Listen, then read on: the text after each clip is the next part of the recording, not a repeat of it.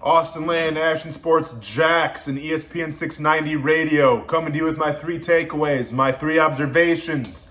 Jaguars lose 30-14, the fourth loss in a row. Think this is the fourth time that their opponent has scored at least 30 points in the game. Observation number one, the defense. Now listen, I think expectations were pretty low today regarding their defense when you have Josh Allen sitting out, when you have C.J. Henderson sitting out, Miles Jack sitting out. I mean, you essentially had probably your best players at each level sitting out. And obviously, whenever that happens to any team, you're not going to have a lot of success. I was pleasantly surprised with how this defense came out in that first drive, and one could say even the first quarter. I thought they were playing inspired. I thought that, they're looking to make big plays. Shout out to Sidney Jones. I thought he had a great day, at least in the first half. I thought Dwayne Smoot, had to step up with the absence of Josh Allen. I thought Dwayne Smoot looked pretty good. But at the end of the day, once again, it comes down to miscommunications, right? It's one thing if I can sit here and say, well, yeah, this defense got out-schemed. This defense got outmanned. The receivers were just better. All this stuff, tight ends were better, yada, yada, yada. They couldn't cover anybody. If that first half showed you anything, it's that their secondary, even though it's kind of decimated by injury, they can hold their own. And their linebackers in coverage can hold their own. The problem stems up, though, is when you have the miscommunications. When you have fellas running down the field 30 yards with nobody even by him. Because that was a breakdown in the linebacking core. I'm not sure who had that. It was either Allen or Joe Schobert, but somebody didn't take their guy in man coverage. And it was as simple as that. So, at the end of the day, you gave up 30 points. And it's not going to win you a lot of ball games, especially the way this team is constructed right now. Now, yes, you caused 2 turnovers, and that was a positive. But once again, it's the miscommunication. It's the guys that are getting too wide open with nobody around them. I mean, you want to talk about Brandon Cooks having a day of his life. Brandon Cooks has been on nobody's radar, it seems like, the entire season. Had 0 catches for 0 yards last week. Comes in here, I think he had over 160 yards receiving. He had a day today. Deshaun Watson, 2 turnovers himself. Also had, I think, 2 touchdowns and over 350 yards passing, if I'm not mistaken. Mm-hmm. So he had a pretty good day. The Jaguars held David Johnson under 100 yards. I think he had 96 yards. But once again, their opponent had over 100 yards rushing as well. So while this defense bent a lot, it also broke once again. And once again, that was due to the communication breakdowns and the occasional just giving up a big play. And anytime you do that so many times, when you give up 30 points, it's not going to help your offense. Now, observation number 2, the offense. On paper, 14 points isn't enough, right? And it's as simple as that. You can't score 14 points in this league especially and expect to win a lot of games. I love the game plan from Jay Gruden coming out. Implement the run game, use short passes, chew up the clock, help out your defense, and keep the Houston Texans offense off the field. I love the short passes, and I understand they're boring. They don't really move the needle, if you will. But the way the Jaguars were controlling the time of possession, like if they could do that for 4 quarters, that was probably their game to win, right? And you saw Watson when he got opportunities in the first half. He struggled because he just didn't feel like he had the time and things of that nature. So I love the play calling in the first quarter, somewhat of the first half. The issues start to come, though, is when this team seems like they can outsmart themselves, right? DJ Chark wasn't much of a factor today. I understand he might have been getting double-teamed a little bit, but at the end of the day, this is your best player.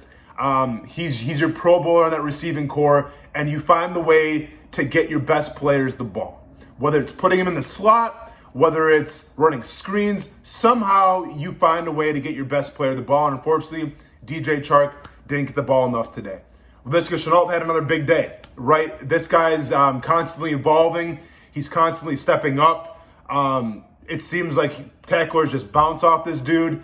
And I liked what I'm seeing once again from Laviska Shenault. James Robinson, from the small sample that we did see, had a great first half. Obviously, when you start going down by a touchdown and then some, you have to abandon the run game a little bit. and start focusing more on the pass. And obviously you didn't see James Robinson utilized in the second half, which is unfortunate because you talk about a Houston Texans defensive line that has surrendered the most rushing yards up until this game in the NFL. And that wasn't exploited today. Wasn't exploited enough. While the first quarter game plan might have been good, even the first half, the fact that James Robinson did get more touches against this porous defensive line and this porous linebacking core in terms of the run on the Texans, it's a travesty. Simple as that. Gardner Minshew.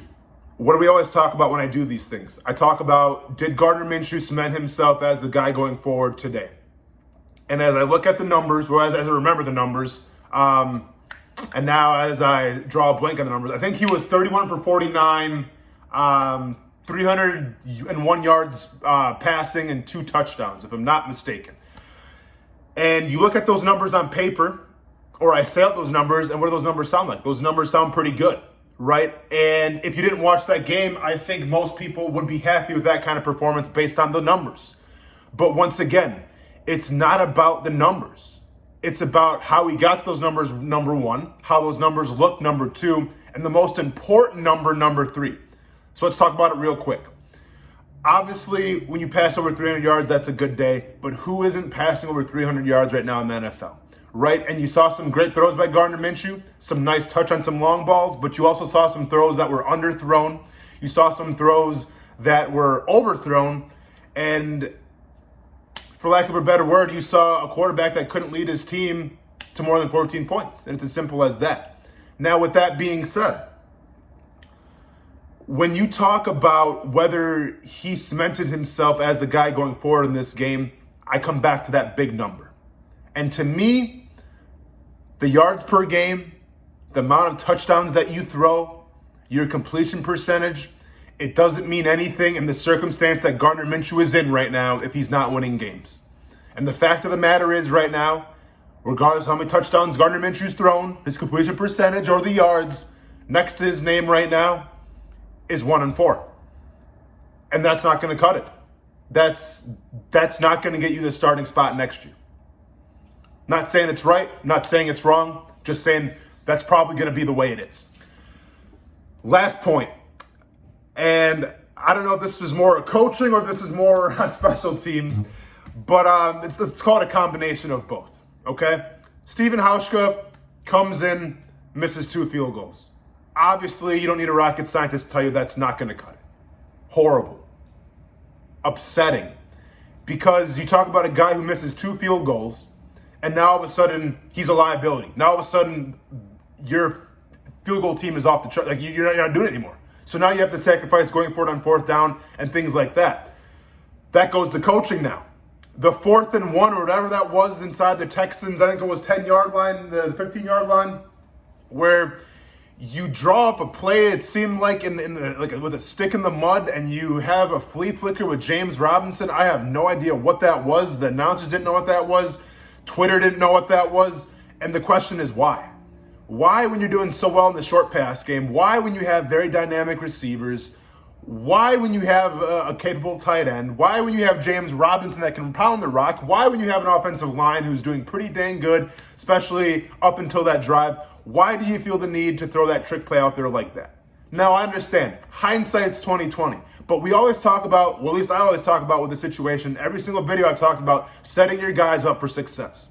That play right there, too many things could have gone wrong, and guess what? They did. So that's not setting your team up for success. And then I guess part of the coaching as well that I have an issue with is obviously the kicker situation. What are we doing right now? Like, you mean to tell me that Stephen Hauschka, that was the best free agent that the Jaguars could sign? That was the best option available given the circumstances?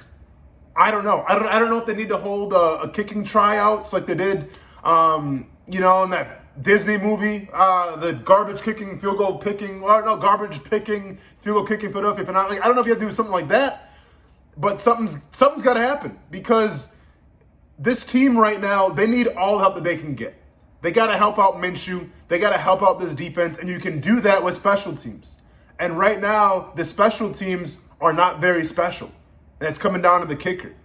So hopefully that situation gets figured out. Hopefully Josh Lambo can come back pretty soon because obviously when he was in the mix, Didn't have a lot of issues there. But overall, 30-14.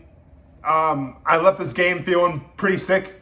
I guess, it's kind of the trend these days. We'll talk about it a lot more on Monday. ESPN690. We start at 3 o'clock. Tune in. We'll dissect it. Brett Martin will bring some sunshine and rainbows. I'll bring some more realism. And we'll break this thing down, guys. Y'all stay blessed. Y'all stay casual. And we'll talk to you soon.